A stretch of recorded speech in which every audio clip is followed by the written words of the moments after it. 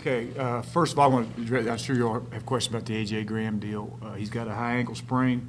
He's still in the boot. He's definitely out this week, and he can't get out of the boot at this point. So we'll reevaluate that on Sunday and make a decision for the following week. As Randy said, we're heading to East Carolina. We're playing an excellent East Carolina team. Just had a big win over NC State. If you look at East Carolina, you've got to start with, and Chuck, you guys have all seen this. Dwayne Harris guy is an exciting player. I mean, every time he touches the football, he's got a chance to make something happen. Where he's really dangerous is in the kickoff return game, in the punt return game. I know against NC State he gave major headaches. He gave Southern Miss major headaches, and we've got to account for him. Their quarterback, Dominic Davis makes him go. They've done a great job with that kid, and with having him, Dwayne Harris. They've got a guy named Dayon Harrington, number 88, is an excellent player. They got two running backs that can play. They're coming off two back-to-back conference championships. They went to 4 straight bowl games, and Ruffin's done a nice job down there. But it'll be a great challenge for us, and we're looking forward to go playing them. Doc, when we talked to the players yesterday, they talked about spending the last few days of working mostly on Marshall. Can you talk about that, what you guys have kind of done to tweak yourself before you started getting ready for ECU? Well, I think the thing we got to do, the thing we're doing as a football, we got to work on Marshall getting better. We got to go out there every day and get better as a football team. The one thing I told those guys is, we can't be worrying about anybody else at this point. Let's just day to day worrying about us becoming a better football team. And our kids, have not been an issue whatsoever. I get questions: are they bought in? Our kids they've been great. They really have, and they've done everything we've asked them to do, from classes to off the field to preparation to all those things. They just need to win. I mean, we need to win. I need to win. They need to win. Everybody needs to win, and we're working extremely hard to make that happen. We've had a tough stretch, and it's been tough on us. It's been tough on the fans. It's been tough on the players. But they've got great attitudes. We got a lot of football left to play. It starts with East Carolina on Saturday, and that's our only focus right now. But the one message I've given to them in the last couple of days, and I'll give it to them again today, is focus on you as a player, as a team going out. We want Marshall to get better today, and we want to come off that practice field today a better football team than what we went on it, and we're going to work extremely hard to get that done.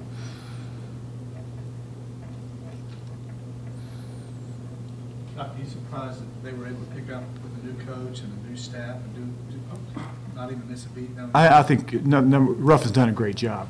But that's what happens when you've got programs that have went to 4 straight bowls and won 2 conference championships back-to-back. And, it's a personnel-driven game. And for anybody that thinks that East Carolina doesn't have good players, they do. When you go to 4 straight bowls and win 2 championships back-to-back, you recruit pretty well.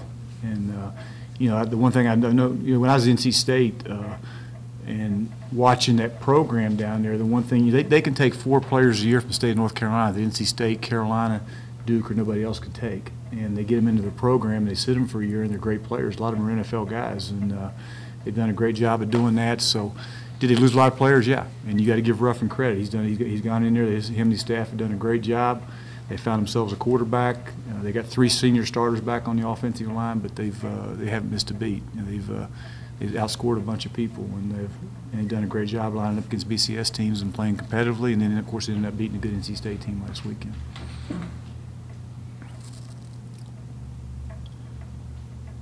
Were you aware of Davis at all coming out of high school?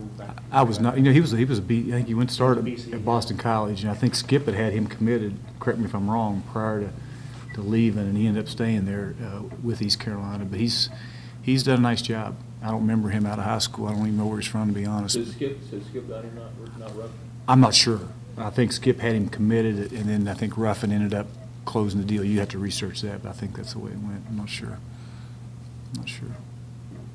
What do you like about him? What stands out about him? He just makes good decisions, and he manages the game. He gets the ball in the right people's hands. He doesn't get flustered. He sits back there and gets it out of his hands. And people say we'll get after him. Well, there's not a whole lot of people that have got to him. You know what I mean? He does a great job of getting the ball to hot receivers. He's always got a hot somewhere, and when you put pressure on him, you don't see him get sacked a whole lot. Southern Miss had a little bit of success in the first half putting pressure on him. Other than that, there hadn't been a whole lot of people have a lot of success at trying to pressure the kid, because he does a great job getting the ball where it belongs. That offense is designed to kill blitzes, isn't it? Well, you have a hard time getting to him because he gets the ball out of his hands so quick. And again, Southern Miss in the first half got to him a couple times, but other than that, people haven't had a whole lot of success blitzing him, because when you do, you got number 17 out there that gets the ball in his hands quick, and he creates issues, or they're going to take a shot to 88 on a vertical, which he's made some plays also. So Well, Dave appears to be athletic enough.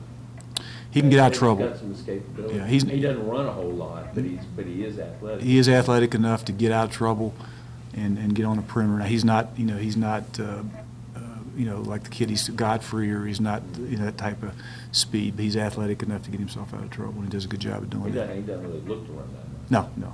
He'll run a quarterback draw every now and then or something, but he's not a run-first guy. No, he wants to get the ball out of his hand and get it to 17 and 88 and 22 and the receivers.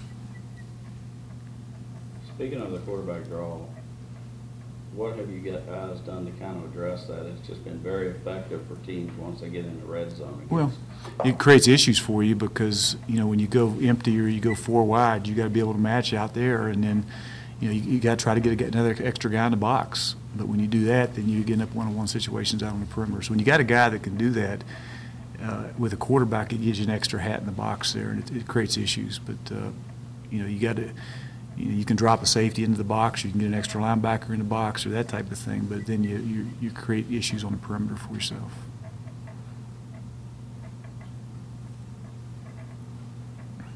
Be a good week to get the running game going, right? Keep It'd be the great. from them. It'd be great. It'd be great. It'd be great. Any week's a good week to get that thing going right now at this point. But no, it's They've got the offense. We're talking about the offense, but if you look at stats, they're last in the league in defense. They are, and I was talking to some guys yesterday.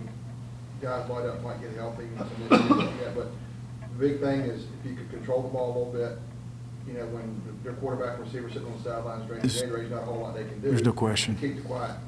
There'll be another 50,000 in the house, and kind of keep them on the. yeah. There's no question if you could control the football and keep it out of their hands, that's going to help a bunch. And the thing is, they've outscored people, and they've outscored good people.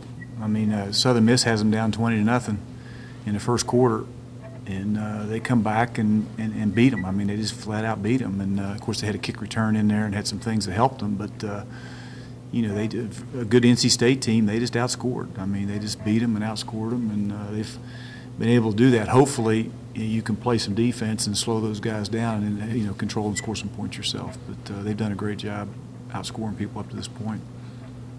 Are their defensive numbers a product of losing a lot of players from last year, or just the track meets they get into? No, it's probably losing a lot of players. I mean, if you got great players on defense, you're not going to have the numbers that they have. But if you watch them, they've gotten better every week defensively.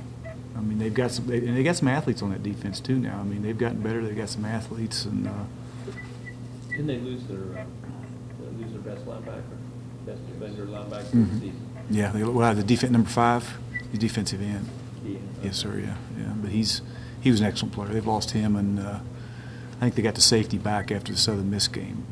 He was suspended for that flagrant foul, whatever that was. But he's a good player too. Yeah.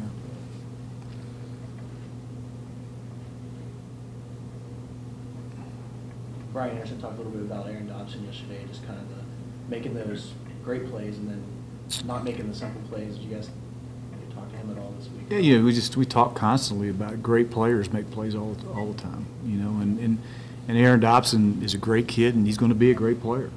He should be a redshirt freshman playing right now, but he's not. He's one of our guys, and he's having to play an awful lot, and he's just got to be more consistent. But he's got the ability to make great plays, and he will. He works extremely hard. He's a great kid. He's going to be fine. He's fine. So some of your kids yesterday talked about looking at themselves in the mirror. Is that part of what you're talking about with making plays and doing what you're supposed to do? Well, the theme we've always had since I took the job is do your job. I mean, if everybody does their job, we're fine. We're fine. And anytime you lose a couple football games, everybody starts to analyze things and this and that. And the plan to win is infallible. I talked to Dan Mullen at Mississippi State, and Dan Mullen and I were together at Florida, and the plan to win at Mississippi State is no different than the plan to win at Marshall. I mean, we're doing the same things, and he's just beat Georgia and Florida back to back. And Dan and those guys, John Hevesy and the offensive coordinator at Mississippi State, we're all doing the same things. So what we're doing is right. It's in place, and we just can't flinch. We got to continue the plan and work hard, and good things are going to happen. I truly believe that, and that won't change. It won't change. outside of AJ, how are you health-wise, Landis and those guys? Landis got a major, I don't know if it's a major issue or not. Landis is a problem. I don't know if we'll have to wait and see this week how he progresses, but if he can't practice, he's not going to be able to go play. And it's just, we're not quite sure where he is, but right now he's not. I doubt that he goes today. Coach, can we expect both quarterbacks to see time? I don't want to, probably, I don't want to put myself in a situation where, yeah, it's going to happen and it doesn't happen. But that being, we're going to see how it goes. Eddie's going to be ready to play, Brian's ready to play, and we'll see what happens. See what happens. Special teams have been a fairly significant problem.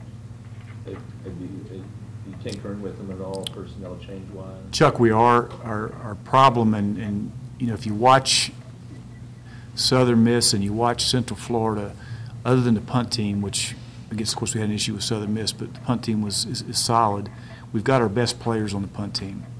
We got the Lee Smiths, and we had the Mario Harveys, and we got the Devin Arringtons, and we got those people. When you get to some of those others, we can't. We've got to. Our depth issues show up on some of those special teams. They really do. And we got the best possible people we can get on there, but I can't take Aaron Dobson, who's playing 80, 90 snaps a game, and put him on a kickoff return. I can't take Ontavious Wilson and play him every snap on special teams. So, I think what's happening to us, Chuck, is you look at some of the kickoff return, for example, and some of those deals areas, we were having to play some guys that our depth issues show up there. Now, that being said, I'm going to take Lee Smith this week, and we're going to put him on a kickoff return team. I'm going to do that. And now he's on 2 of them. I'm going to take Donald Brown and put him on the kickoff team. I have to. And you know what? If he's got to rest on defense, he'll rest on defense. But we got to try to get some good people on there. But I think anytime you've got depth issues, which we do, which we have, it shows up on some of your special teams, and that's the issue we're dealing with right now. Those have been the 2 teams that seem to be the biggest problems. They are. And kickoff. Yeah, and we've had some kickoff returns, a couple, but we haven't had near the consistency we need there. And I'll be honest with you, you watch our kickoff, we have a hard time. You watch Southern Miss and Central Florida, our front guys had a hard time blocking their front guys. It's Jimmy's versus Joe's. Their Jimmy's a little better than our Joe's right now, unfortunately, on that area. And we got to, we need to, I talk all the time about it being a personnel-driven game. We get better people there and recruit better players, we're going to be a hell of a lot better in that area. Just right now, we're playing, and I love those guys. I love the guys that are out there playing. They're great. They're giving me everything they got. It's not an effort issue. I guarantee you come in my office, I'll show you that kickoff return. They're busting their tails to get it done. Unfortunately, I look out there against Central Florida, and they got, who's their big D, I've already forgotten now, Bruce, whatever his name was. He's out there on the kickoff return team, because they got a guy behind him that can go in there and play half the game if they need to. Unfortunately, if I take Vinny Curry and put him on there, he's probably going to be sucking air a little bit on the sidelines. But that being said, we got to get better there. We do, and we're working hard at doing that. Demetrius Evans and Dunston are both. Demetrius Evans, unfortunately, was doing a great job on that. Got hurt the first play of the game against Central Florida. So I'm not sure about him this week. He's another guy. Somebody asked me about the injuries. He's another guy I didn't mention that's got a little bit of an issue. And he was commenting, that kid's a great kid. That's going to be a good player. I wanted him to play 25 snaps for Dobson. So Dobson didn't have to play as much, and unfortunately, first play against Central Florida, he's out the whole game. What happened to him? Shoulder. Yeah. But Dunston's played on that quite a bit. Yeah. Yeah. Dunston's played on. He's a starter. He's been a starter on that, and some of the others.